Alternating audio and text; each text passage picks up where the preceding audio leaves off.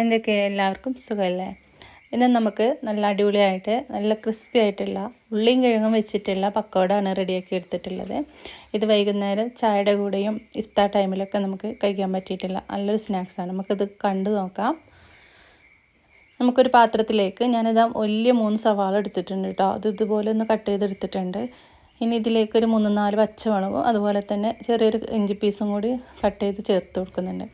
ഒരു പിടി മല്ലിയില കഴുകി അരിഞ്ഞതും കറിവേപ്പിലയും കൂടി ഇട്ട് കൊടുക്കുക. ഇനി ഇതിലേക്ക് 2 ഉരുളക്കിഴങ്ങും ഞാനൊന്ന് ഗ്രേറ്റ് ചെയ്തിട്ട് അതൊന്ന് നന്നായിട്ട് കഴുകി പിഴിഞ്ഞിട്ട് വേണം ഇട്ട് കൊടുക്കാനായിട്ട്. ആവശ്യത്തിന് ഉപ്പും മഞ്ഞൾപ്പൊടി കാശ്മീരി മുളക് പൊടിയാണ് ഇട്ട് കൊടുക്കുന്നത്. ഇതിലേക്ക് കളറൊന്നും വേറെ ആഡ് ചെയ്യുന്നില്ല. പിന്നെ ഇതിലേക്കൊരു പിഞ്ച് കായപ്പൊടിയും കൂടി ചേർത്ത് കൊടുക്കുന്നുണ്ട് കേട്ടോ. കിഴങ്ങ് ഒരുപാട് വേണ്ട, 2 എണ്ണം മതി. എന്നിട്ട് നന്നായിട്ട് കൈകൊണ്ട് തന്നെ നല്ലതുപോലെ ഒന്ന് തിരുമിയിട്ട് നന്നായിട്ടൊന്ന് കുഴച്ചെടുക്കുക കേട്ടോ. ഇനി ഇതിലേക്ക് നമ്മളൊരു 1/4 കപ്പ് മാത്രമേ നമ്മളിതിലേക്ക് കടലമാവ് ചേർത്ത് കൊടുക്കുന്നുള്ളൂ. അതിന് മുന്നേ നന്നായിട്ട് കുഴച്ചെടുക്കണം കേട്ടോ. ഒരുപാട് പൊടി ചേർത്ത് കൊടുക്കണ്ട. ഈ ഒരു കടലമാവ് മാത്രമാണ് നമ്മളിതിലേക്ക് ചേർത്ത് കൊടുക്കുന്നത്. എന്നിട്ട് വീണ്ടും നന്നായിട്ടൊന്ന് കുഴച്ചെടുക്കുക. ഇനി ഇതിലേക്ക് 2 ടേബിൾ സ്പൂൺ വെള്ളം മാത്രം ഒഴിച്ച് കൊടുത്താൽ മതി. വെള്ളം ഒരുപാട് ഒഴിച്ച് കൊടുക്കണ്ട. കാരണം ആ ഉള്ളിയുടെയും കിഴങ്ങിൻ്റെയൊക്കെ ഒരു നനവിൽ നമുക്കിത് കുഴച്ചെടുക്കാനായിട്ട് പറ്റും. ഇനി ഇതിങ്ങനെ ഉരുട്ടിയെടുക്കുമ്പോൾ ഈ ഒരു പാകത്തിന് കിട്ടുന്ന ആ ഒരു ഇതുവരെ നമുക്ക് മാവ് ഇതിലേക്ക് ഇട്ടാൽ മതി. അത്രയും മതി കേട്ടോ മാവ്. ഒരുപാട് മാവ് എടുത്തിട്ടുണ്ടെങ്കിൽ നമ്മൾ ഉള്ളിവടൻ്റെ ഒക്കെ ആ ഒരു ഇതിലായി പോകും. മാവ് വേണ്ട അധികം. എന്നിട്ട് ഇതുപോലെ പക്കവടക്കൊക്കെ നുള്ളിയിട്ട് ഫ്രൈ ചെയ്തെടുക്കുന്ന പോലെ ഇതുപോലെ ഇങ്ങനെ ചെറുതായിട്ട് ഇങ്ങനെ എടുത്തിട്ടൊന്ന് ഉരുട്ടിയിട്ട് എണ്ണയിലേക്ക് ഇട്ടിട്ട് ഫ്രൈ ചെയ്തെടുക്കുക. അപ്പോൾ എണ്ണ നന്നായിട്ട് ചൂടായിക്കോട്ടെ കേട്ടോ. എന്നിട്ടാണ് ഇട്ട് കൊടുക്കേണ്ടത്. എന്നാലാണ് ഉള്ളിയൊക്കെ നന്നായിട്ട് പൊരിഞ്ഞ് കിട്ടുള്ളൂ.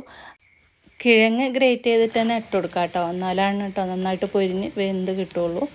അപ്പോൾ ഉള്ളിയും കിഴങ്ങും ഇതുപോലെ ഉണ്ടാക്കിയെടുക്കുകയാണെങ്കിൽ നല്ല ടേസ്റ്റ് ഉണ്ട് കേട്ടോ കഴിക്കാനായിട്ട്. ചൂട് ചായയുടെ കൂടെയൊക്കെ നമുക്ക് ഇഫ്താർ ടൈമിൽ കഴിക്കാൻ, നോമ്പല്ലാത്ത സമയത്തും വൈകുന്നേരം ചായയുടെ കൂടെ കഴിക്കാൻ പെട്ടെന്ന് ഉണ്ടാക്കിയെടുക്കാൻ പറ്റിയിട്ടുള്ളൊരു പക്കോടയാണ്. ബാക്കിയുള്ളത് ഞാനിത് ഫ്രൈ ചെയ്തെടുക്കുന്നുണ്ട്. നമ്മളിതിലേക്ക് സോഡപ്പൊടിയോ കളറോ ഒന്നും തന്നെ ആഡ് ചെയ്തിട്ടില്ല. കളറിന് വേണ്ടിയിട്ട് നമ്മൾ ആ കാശ്മീരി മുളക് പൊടി മാത്രമാണ് ചേർത്ത് കൊടുത്തിട്ടുള്ളത്. ചെറിയ ഇതുപോലെ ഇങ്ങനെ നുള്ളിയിട്ട് കൊടുക്കുക.